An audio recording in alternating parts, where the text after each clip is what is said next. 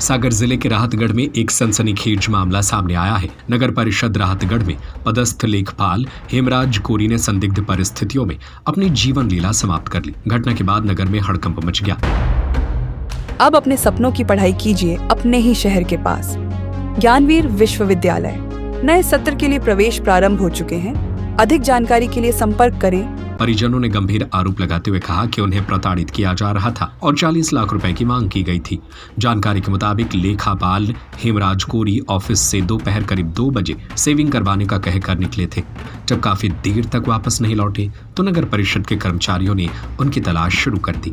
Police ने mobile location के आधार पर उनकी खोजबीन की तो बड़ा पुल बीना नदी के नीचे उनका शव बरामद किया गया। पास में उनकी HF डिलक्स बाइक, 2 शराब के खाली क्वार्टर और दवा की पुड़िया भी मिली। मृतक के परिजनों ने आरोप लगाया कि सत्येंद्र जैन नामक व्यक्ति लगातार RTI लगाकर उन्हें परेशान कर रहा था और हाल ही में 40 लाख रुपए की मांग भी की थी। इसी दबाव के चलते उनके भाई ने अपनी जीवन लीला समाप्त कर ली। घटना से गुस्साए नगर परिषद कर्मचारियों ने सामूहिक रूप से ज्ञापन सौंपा और चेतावनी दी कि जब तक आरोपी पर कार्रवाई नहीं होती तब तक वे हड़ताल पर रहेंगे। वहीं शुक्रवार को परिजनों ने चक्का जाम कर दिया। लेखपाल की जान जाने से राहतगढ़ नगर परिषद ही नहीं बल्कि पूरे क्षेत्र को झकझोर दिया है। हमारा नाम राजेश कोरी, हेमराज के भाई मृतक जो हुए हैं।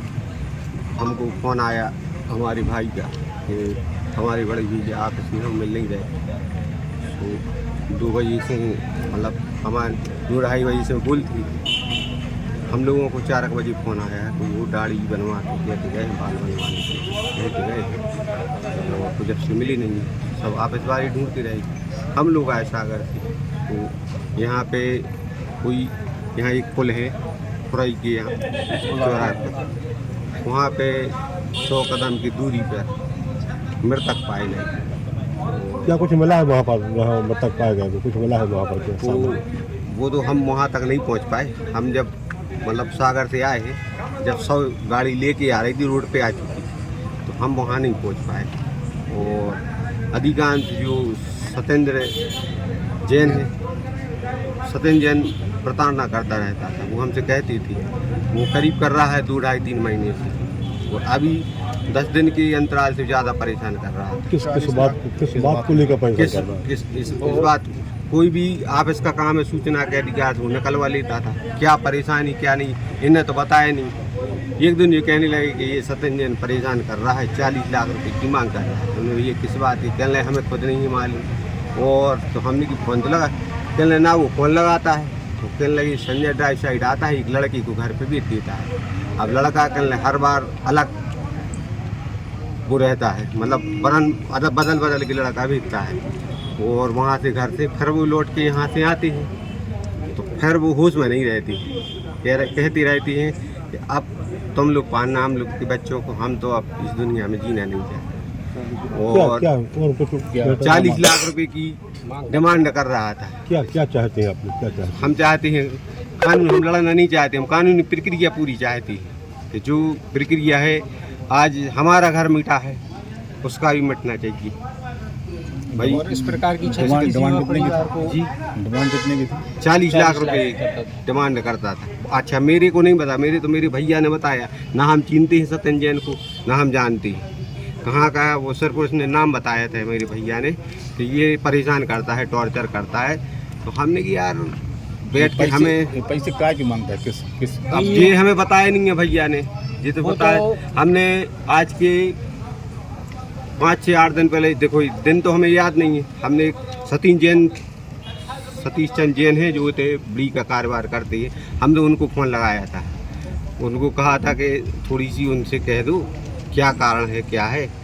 तो फिर हमने उनसे मना भी कर दिया था। हमने यार उनका ऑफिस का मैटर हो क्या है क्या नहीं हमको नहीं मालूम।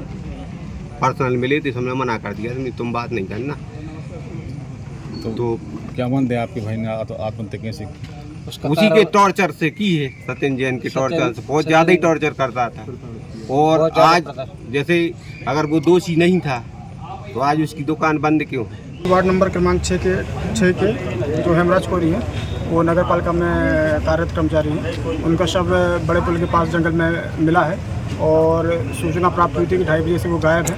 और शाम के 5 बजे उनकी शव हमको बड़े पुल के पास जो जंगल है वहाँ 100 मीटर के अंदर मिला है, जिसमें प्रथम दृष्टया ये लग रहा है कि उन्होंने चूहा मार दवाई खाई है किसी मानसिक प्रताड़ना से या मानसिक तनाव से। तो इस संबंध में उनके बेटे द्वारा एक ज्ञापन भी दिया गया है। तो उस संबंध में जो भी तथ्य आएंगे साक्ष्यानुसार और पीएम रिपोर्ट के अनुसार उसमें कार्रवाई तो पहिया आरोप लगा रहे हैं कोई डिमांड कर रहा था? हाँ, वो अभी आरोप लगा रहे हैं। तो जो भी आवेदन आया जो भी तथ्य आएंगे उसके आधार पर हम कार्रवाई करेंगे।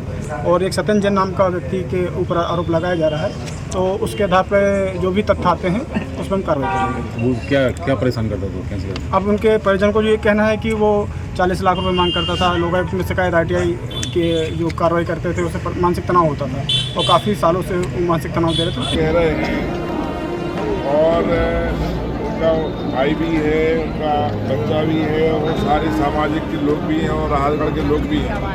SDM सज्जू साहब, आप FIR उसकी रिपोर्ट भी लो और उस पर FIR दर्ज करें, जाँच करा लें कितनी आईडी लगाई है, सही है गलत है, इसकी जाँच करने के बाद उस पर कार्रवाई करें।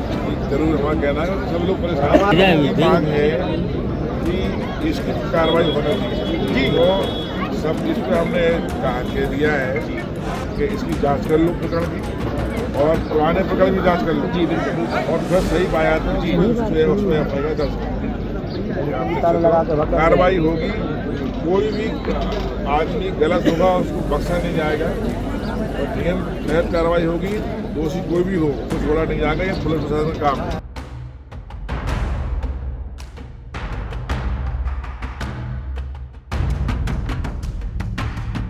राहतगढ़ से धर्मेंद्र सिंह राजपूत की रिपोर्ट। अब अपने सपनों की पढ़ाई कीजिए अपने ही शहर के पास।